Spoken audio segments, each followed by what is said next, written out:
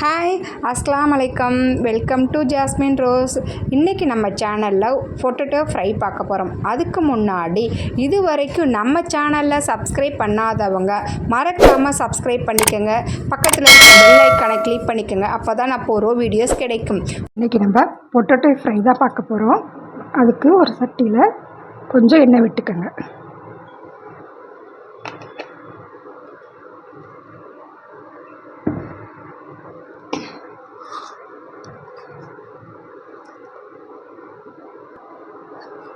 எண்ணெய் சூடேறினதுக்கப்புறமா கொஞ்சோண்டு கடுகு பருப்பு சேர்த்துக்குவோம். அதோட 2 கப்பு கருவேப்பிலை சேர்த்துருவோம்.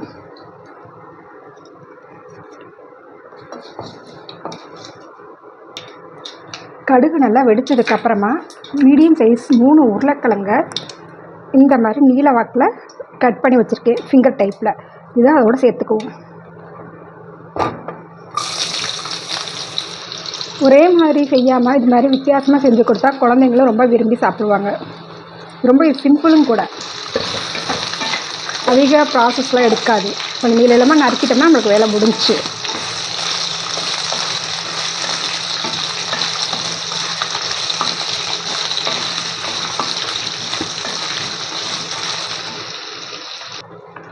இந்த உருளைக்கிழங்கு நம்ம ஆயிலே தான் கொஞ்சம் வேக வைக்கிறோம். தண்ணியெலாம் ஊற்றி இது பண்ணாமல் எண்ணெயிலே தான் வதக்குறோம். அதனால் இது வதங்குறதுக்கு கொஞ்சம் தேவையான அளவு உப்பு சேர்த்துக்குவோம்.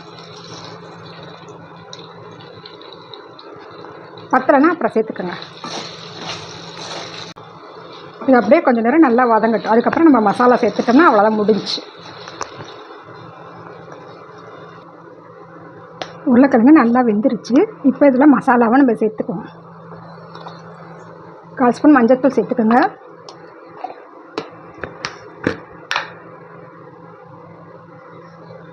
ஒரு ஸ்பூன் மிளகாத்தூள்,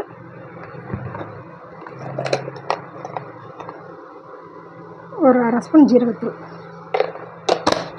சேர்த்து நல்லா கிண்டி விட்டுக்கலாம். இது சாம்பார் சாதம், ரச சாதம், தயிர் சாதம், லெமன் சாதம், புளி சாதம், இது மாதிரி எல்லா சாதத்தோடையும் பொருந்தும். பக்காவான சைடிஷ்ஷு. குழந்தைங்களுக்கு லஞ்ச் பாக்ஸ்க்கு இது மாதிரி வச்சு கொடுத்து விட்டிங்கன்னா மிச்சம் வைக்காமல் சாப்பிட்ருவாங்க. இந்த சுவையான ஃபிங்கர் ஃப்ரையை உங்கள் வீட்டில் எல்லாத்துக்கும் செஞ்சு கொடுத்துட்டு எப்படி இருந்துச்சுன்னு இதுக்கு முன்னாடி பார்த்து நம்ம வீடியோவில் உள்ளதையும் பார்த்துட்டு உங்களுடைய ப்ளஸ் ஆர் மைனஸ் கருத்தை என் கமெண்ட்டில் சொல்லுங்கள். லைக் பண்ணுங்கள், மற்றவங்களுக்கும் ஷேர் பண்ணுங்கள். மறக்காமல் நம்ம சேனலை சப்ஸ்கிரைப் பண்ணி வச்சுக்கோங்க. இது வரைக்கும் நம்ம வீடியோவை பார்த்ததுக்கு ரொம்ப தேங்க்யூ.